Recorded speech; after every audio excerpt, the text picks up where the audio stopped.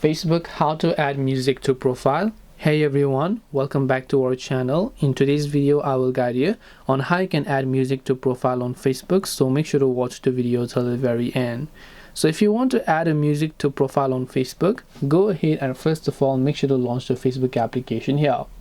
Once you launch the Facebook app, tap the profile icon from the top left of the screen. So right here you can only see a certain photo, and let's say you want to add a music to your profile instead. So to add a music to your profile, scroll down here. You'll find this option called post, where under post and above the post you'll find photos and you'll find music. So tap the music icon here and select a music. If you haven't added, tap the plus icon from the top right, search for a music that you want to add over here, and then you can just turn up your volume to listen. Tap and select this option here, and as it's done you can come back and then you can just select that music. Tap the three dots option here. So let me just tap the three dots option and you'll find the option to go ahead and then pin to your profile.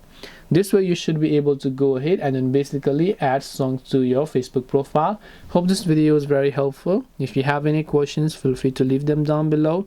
Thank you very much for watching till the end of this tutorial, and see you soon in the next video.